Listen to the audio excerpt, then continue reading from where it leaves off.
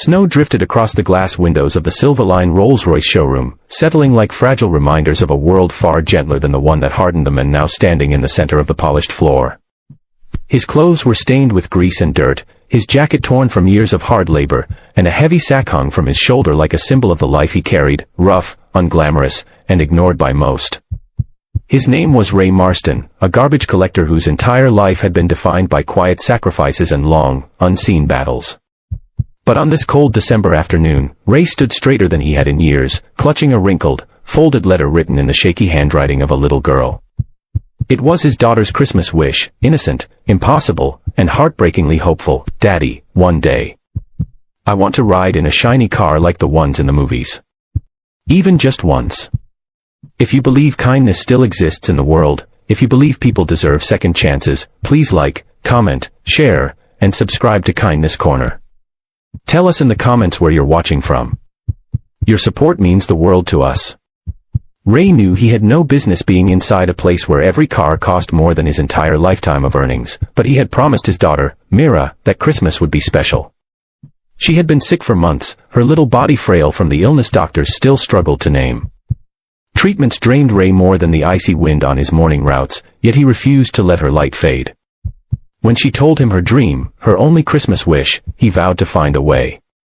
He could not buy a Rolls-Royce, but he could at least ask about renting one for a single magical hour.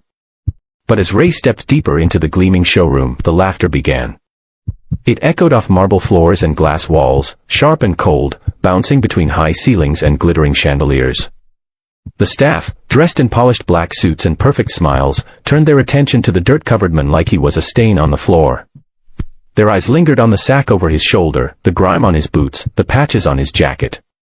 One woman covered her mouth, trying to hide her grin. A young salesman nudged his colleague, whispering something cruel that made both look at Ray with barely concealed amusement. Ray felt the weight of their stares. Years of humiliation had taught him to look down, to swallow pain like bitter medicine. But today was different. He lifted his gaze, tightening his grip on Myra's letter. He didn't care if they mocked him. His daughter's wish mattered more than his pride. Inside him lived a courage that only a parent's love could ignite. He walked toward the main desk where Adrian Cole, a sharply dressed sales consultant, pretended to straighten his tie while smirking. The staff gathered slightly behind him, forming a small crowd of curiosity and mischief. Snow continued to fall outside, soft and peaceful, stark contrast to the cruelty growing inside the showroom. Ray cleared his throat, steadying his voice, refusing to let the tremble of old insecurities surface. As Ray began explaining why he was there, the laughter grew louder. They were entertained by the idea of a garbage collector wanting anything to do with vehicles whose rims alone cost more than his annual income. Some shook their heads, some pointed, others chuckled openly at the absurdity. Their eyes were locked on him, filled with mockery, disbelief, and hollow superiority.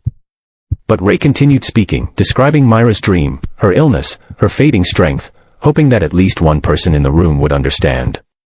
Yet compassion was scarce. The showroom staff exchanged glances that said everything: this man didn't belong here. This man was a joke.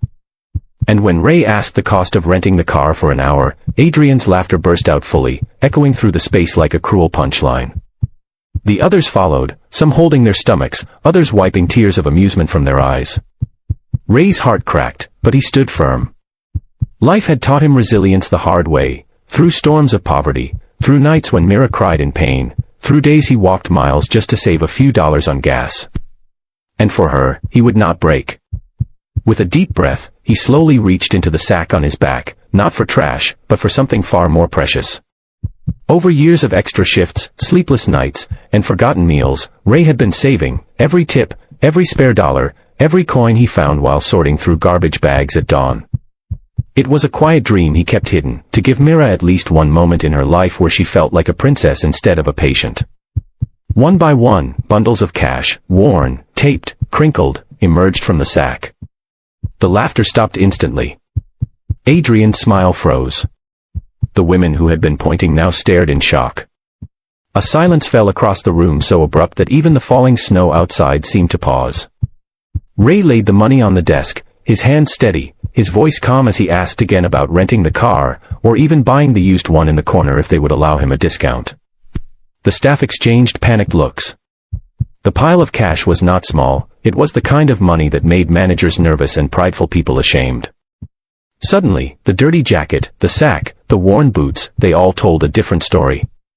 This wasn't a foolish man chasing a fantasy. This was a father who had moved mountains for his daughter.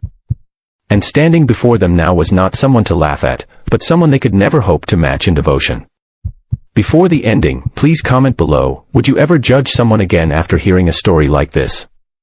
The showroom manager hurried over, apologizing excessively, offering Ray options he had never been given before, his tone now dripping with desperate professionalism. But Ray didn't listen to their sudden politeness. He only cared about one thing, seeing Mira smile on Christmas morning. And when he finally drove the Rolls-Royce out of the showroom, slow, careful, proud, the staff watched in silence, realizing they had seen something rare, the quiet strength of a parent's love.